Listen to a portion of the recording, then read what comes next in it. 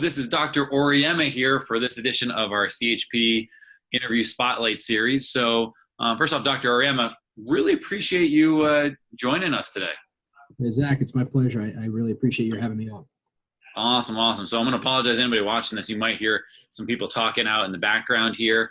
But Dr. Auriemma, I really was excited to have you on today because we've obviously collaborated back and forth with a lot of patients. And our patients have gotten incredible results through seeing you and your colleagues at Regenerative Orthopedics and Sports Medicine. But one of the things we run into is people don't really understand, and I totally get it because once upon a time I was in that boat as well, really what regenerative medicine and regenerative orthopedics is. So could you I know it's a very vague question, but could you kind of fill us in on really what that is? Yeah, sure. Absolutely. So regenerative medicine or regenerative orthopedics is really taking a comprehensive non-surgical approach to evaluating and treating musculoskeletal and sports-related injuries. The go-to way that a lot of these treatment injuries are treated is steroid injections and surgical interventions. And the truth is that a lot of these pathologies are non-inflammatory in nature and therefore would not benefit from a corticosteroid injection and don't require surgical intervention. So first off, we take a comprehensive approach to the evaluation of somebody's issue, not just trying to make the diagnosis of what is wrong, but also trying to figure out what along the process caused that pathology to develop. So for example, if somebody has knee pain, not just evaluating the knee, but looking at the entire lower extremity kinetic chain to evaluate, well, is there an issue up at the hip or at the spine that's causing the development of that knee pain? That way you're not just treating or designing a treatment plan to address the issue itself, but the causative nature of the issue before it developed or which led to the development of it. And then we regularly use ultrasound, musculoskeletal ultrasound, to aid in that evaluation. So we're able to see the tissues in real time. We can perform dynamic evaluations when applicable to really get a full picture of what is going on in an individual patient or athlete. From there, it's then coming up with a comprehensive treatment plan, which very often the first step is physical therapy or some form of therapeutic exercise. And the vast majority of people will respond to the therapeutic exercise as the lone modality that's required. But when a patient gets far enough along or has already spent a considerable time hammering away on the therapeutic exercise and they feel stuck, that's when we can come in with other novel treatments to help further them along the treatment pathway or the healing pathway. So there are some interventions we have up our sleeve that are as simple as nerve or fascial hydrodissections, where we're using a benign substance in a syringe passed through a needle under ultrasound guidance to free up a tight fascial plane or to free up a nerve that's being entrapped. Versus on the more invasive and more advanced side, we may use orthobiologic substances. This is where the real regenerative part comes in. And personally, I prefer the term reparative over regenerative because I think regenerative just gives off too much of a connotation like a chameleon regrowing its tail. We unfortunately don't have any medical intervention that is that strong. We didn't evolve like the chameleon, unfortunately. But we certainly can tap into the body's natural repair pathways in order to enact healing and functional recovery. So different agents that help us with that can be prolotherapy or proliferative therapy, which is really using a concentration of dextrose, which serves as a local mild irritant, which sparks a mild healing response, or something like platelet-rich plasma, commonly referred to as PRP, which is rich in different growth factors and healing cells that also signals the body or allows the body to proceed down its natural healing pathways, or something more advanced such as stem cells. And we generally won't just put too much of an emphasis on the stem cell name just because a lot of issues come up with that. So if a patient were to travel overseas, we can find stem cell products where the stem cells are harvested from their body. They're then grown in a laboratory setting to exponentially increase their number and then can be injected anywhere in the body. Here we follow FDA regulations, so you can harvest tissues that are rich in stem cells, but you're not isolating the stem cells per se. So the most frequent tissues that are used in that manner are bone marrow or adipose, or also known as fat cells.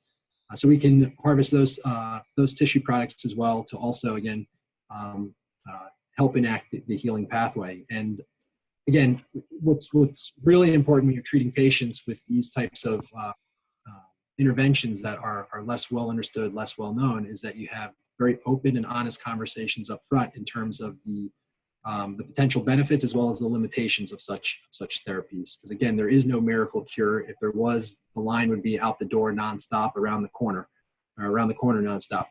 But these are very powerful tools that, when used appropriately and when used for the right diagnosis, can help patients along the healing pathway. And again, the primary goal is functional recovery. We want to reduce or eliminate pain and improve activity tolerance. And these different agents can help with that. I know that was a long-winded answer. You're keeping me from having to ask a lot of other questions. It's perfect. No, I love that you said so many good things. I really appreciate also the description of the different procedures and things that you guys can do, whether it's PRP, whether it's stem cells, whatever the case is. I know it's a lot of the questions that we get, and and it's good to have that baseline knowledge ahead of time. And you also mentioned using a diagnostic ultrasound or ultrasound guided injections, or whatever the case might be. Can you tell us a little bit about how the ultrasound may be different, and in some cases either more useful or less useful, or whatever the case might be? I'd love to hear your input on this when compared to maybe other methods of imaging, such as X-rays, MRIs, that kind of thing. Sure, absolutely. I mean, one of the greatest benefits of ultrasound is it's real time, and the patient can see everything as you're seeing it as the clinician. And if you're not looking at these all day, every day, certainly the image interpretation is a challenge, but you can point out the anatomical structures to a patient, and it just helps solidify things in the patient's mind as well when you're seeing it in real time, which is a vastly different experience from sitting in an MRI tube for an hour plus and listening to the rattle of the machine. That being said, those imaging modalities have their role as well. So X-ray is still going to be the standard of care when you're trying to evaluate the bony anatomy and alignments. MRI is going to be great at looking at the soft tissue structures, particularly when they're deeper. So I oftentimes will use diagnostic ultrasound in a complementary fashion to other imaging modalities versus other situations where you can spare somebody the radiation of an X-ray based on what you find with ultrasound alone, or the need for an MRI. The biggest limitation with ultrasound is the deeper a structure is that you're looking at, the less resolution ability there is to adequately visualize that structure. In addition to that, ultrasound sound waves, which generate the image we see on the monitor, cannot penetrate through bony surfaces. So we can see the surface of bone very well. Everything deep to bone is a shadow. So if there is a structure that is deep to the bone, so there are certain bone bruise patterns that are seen on MRI for certain injuries, we cannot appreciate that on ultrasound. Or if there is a deep intra-articular structure, such as portions of the meniscus in the knee or portions of the labrum in the hip or the shoulder, while we can see certain slivers of those, oftentimes the MRI will give you greater visualization and greater detail. So we will use them in both complementary fashions, as well as having situations where we can eliminate the need for the other imaging just by doing the ultrasound in the room. Awesome. That's super helpful, and it's cool to also have, and obviously, like you mentioned, the proper instance, the ability to use a diagnostic ultrasound to see something, so somebody doesn't have to, like you say, get unnecessary radiation, and obviously understanding at the same time that there's a time and place for everything. And, absolutely. And that's cool to hear you say that. The other thing I'll add is that another really nice feature of ultrasound is you can perform dynamic evaluations with the ultrasound. So X-ray is a static image. MRI is a static image. With ultrasound, you can have the patient flex and extend the knee and see how different structures within the knee articulate or slide by one another. You can put patients through impingement tests with the shoulder so you can see whether or not they are impinging, similarly to the hip as well. So the dynamic evaluations are not endless. You can't see everything, but it's a nice added tool and added aspect that the other studies don't regularly address. Wow, and I appreciate you sharing that. That's cool, because it's always one of the hard things, right? Is that as human beings, we inherently are not static by nature. So being able to have an image, sort of speak, that you can see while things dynamically are happening, that's so useful. So Mike, I'm curious, how'd you actually, because I know your background is in sports medicine and musculoskeletal injuries, how'd you how'd you get into the sort of the regenerative game? Sure. So always thought I was interested in musculoskeletal and sports medicine. And then as I was learning about the regenerative options or the reparative options, it really just made sense. It really fills the void in the way we typically think of things in orthopedics and sports medicine and musculoskeletal medicine, where the treatment algorithms in most of the traditional and standard textbooks say physical therapy, corticosteroid injection, surgery, and that just doesn't make sense in real life. That's trying to make life be black and white when life is clearly gray. So there's this huge treatment window or donut for people where they potentially, if they've completed the right physical therapy, they still haven't crossed the precipice to get back to where they need to get to. A steroid is not the right answer or provides only temporary relief until symptoms return. And the bottom line is that steroids have been shown in the medical literature to be chondrotoxic and tenotoxic. So they're toxic to cartilage cells, they're toxic to tendon cells. So repeated exposures are only going to wear away tendons and wear away cartilage. So that's not the right long-term answer. And then surgery is a huge decision. There are certainly situations where patients come to us looking for the quote unquote miracle cure that we can inject. And I have to tell them, look, you are best served pursuing the surgical intervention in this case because this is too much of a Hail Mary. You really need to consider surgery. But all too often, patients are looking at surgery for something that really does not need surgery.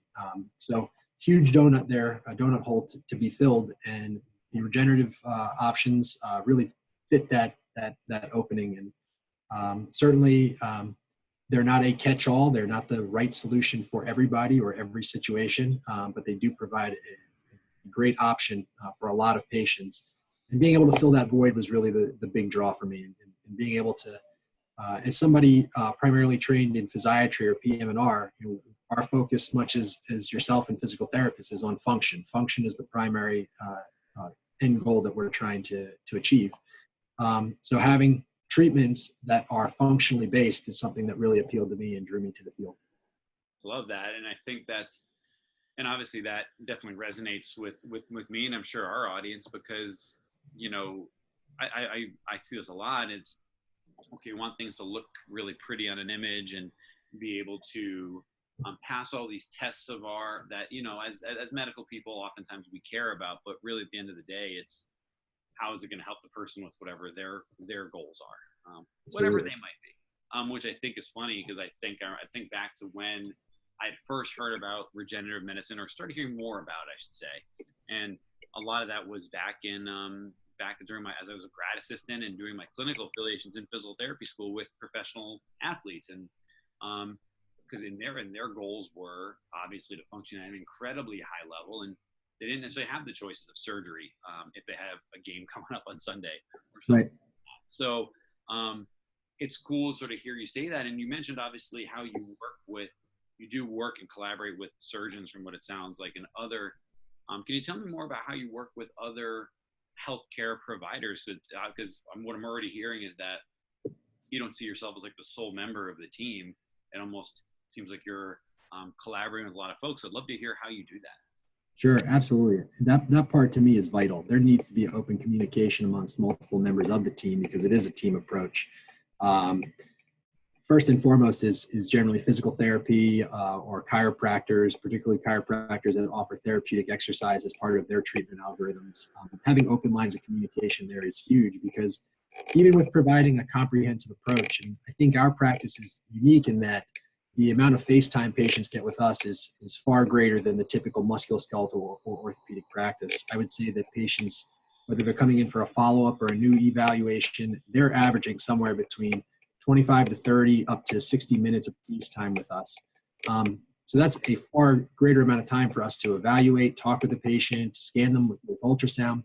But even having that length of time, it pales in comparison to the amount of time a patient spends with a physical therapist or with a chiropractor, where you're seeing them weekly or twice a week, or at some integer like along those lines, where you guys are going to pick up on things that we can't in that limited office evaluation. So hearing things and reaching out to the PTs and the chiros to get their input in terms of what they're seeing with the patient, how they're responding to different treatments, and being able to tailor the treatment to meet the patient's needs with multiple inputs, I think is vitally important. And then having surgeons that we refer to as well when we know that the condition is something that optimally would be treated with surgery, or if it gets to a point where somebody's condition worsens and it warrants at a bare minimum a surgical consultation, we frequently will refer patients to surgeons we know of who are generally conservative in nature and treat their patients well.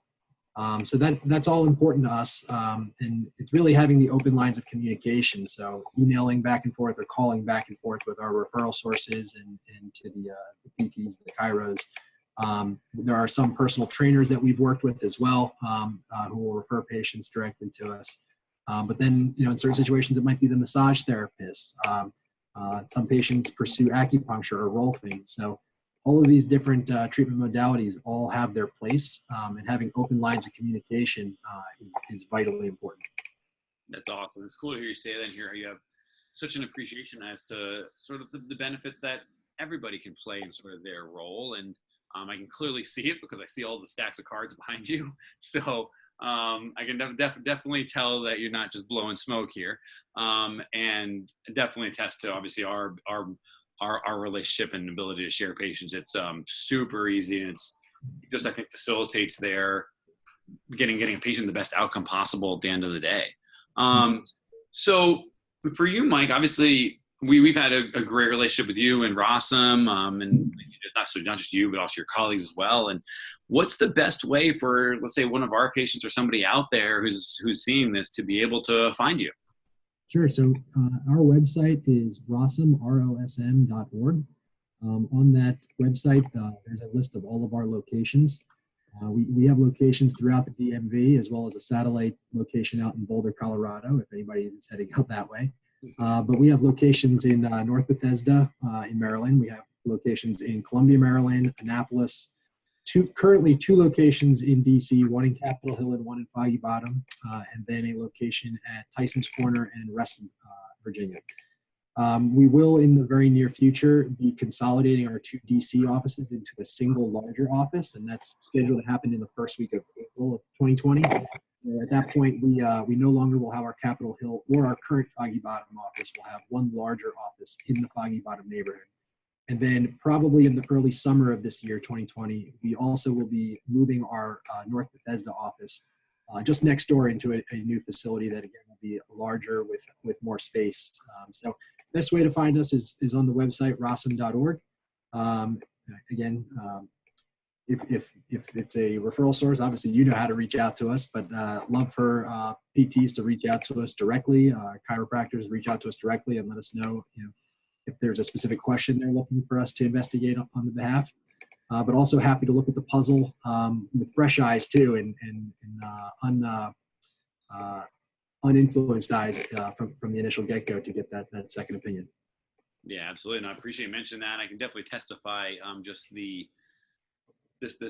what a valuable resource that you and everybody have been to definitely us here. Because I know, inevitably you have somebody who we might need a second opinion on, and we know we can even just do something as simple as shoot you a text and be able to get somebody in right away and get your thoughts and opinions on things, which really has just helped accelerate the outcomes even we're able to get, and maybe even help determine when or not we might be a best fit for somebody. So it's I can definitely testify to anybody that's a hugely helpful resource. Again, find Dr. Auriemma at rosm.org. And Mike, I just appreciate you taking some time out of your busy schedule here to chat with us.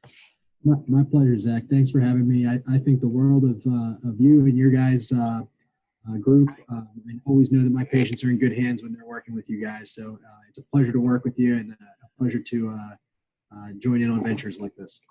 Yeah, I appreciate it, man. Thanks.